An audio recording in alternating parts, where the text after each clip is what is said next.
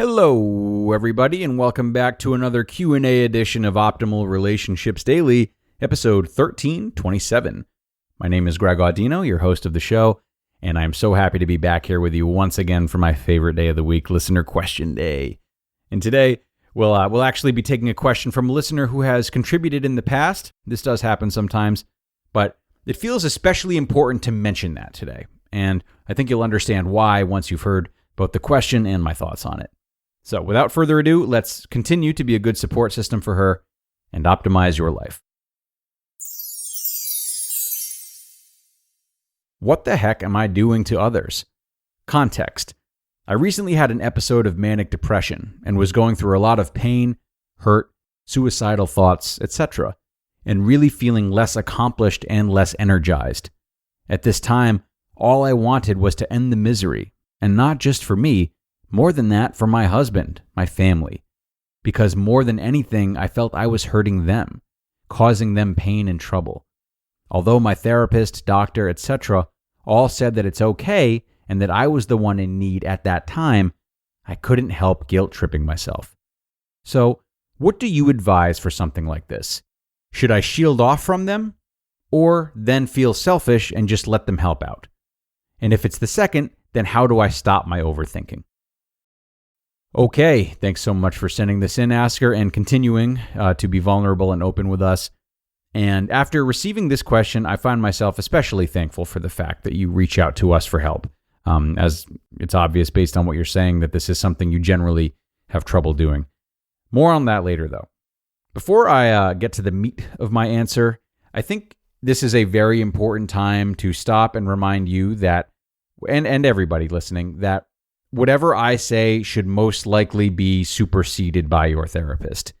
Like any profession, there are some therapists who should probably be in a different line of work, but at the end of the day, it's definitely advisable to seek help from a professional who can give you ongoing support, as they would be in a position to learn much more about you than I would. This is especially true when we're talking about things like manic depression and suicidal thoughts.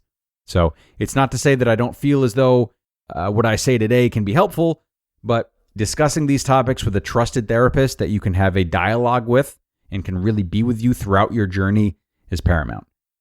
Now, with that being said, here are my thoughts. It's clear that you are a loving and caring person. It's clear that you put your family first and that your primary goal is their happiness. This is a great intention, and it's a sign of someone who others really value. However, loving and caring for others so much has nothing to do with whether or not you know what's best for them, or whether you give them space to express what's best for them. I know you want to protect your family, whatever protection means, but to me, it feels like you want this so badly that you've started to do the thinking for them, not trusting them to get by without your care, and perhaps, too, not trusting yourself to allow them the opportunity to try and fail. But your family is made up of individuals, and individuals need this type of agency, certainly adult individuals. Something you said really struck me. It was right at the end when you said, or then feel selfish and just let them help out. Okay, so to me, this is something to really sit with. Why is it that these two must go hand in hand? Why is being selfish the same thing as letting others help you? I mean, would you say that your family is selfish for how much you help them? Probably not.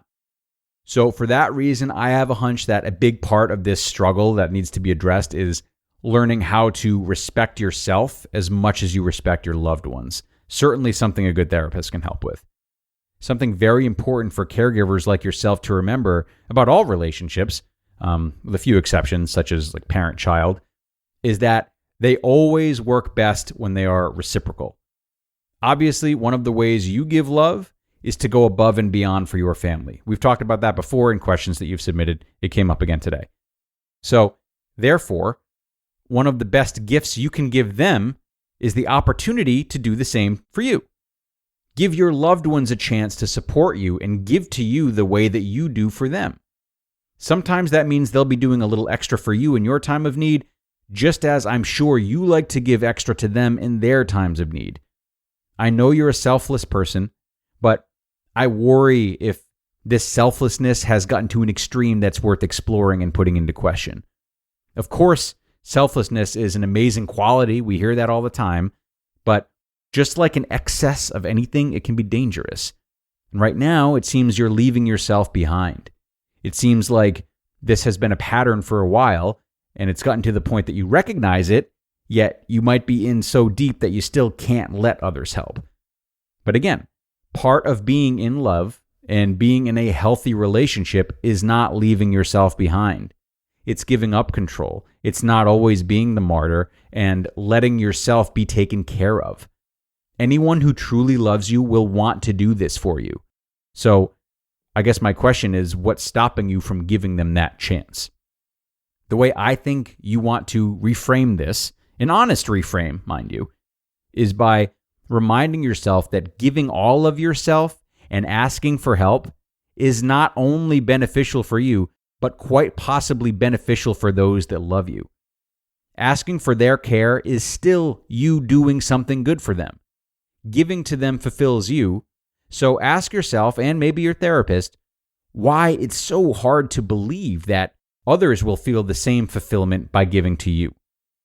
Now, maybe once you start doing this, you might find that the overthinking and the guilt comes back as if to say, certainly I'm burdening them and they don't appreciate this. Well, part of being in a communicative, healthy marriage means expressing those feelings.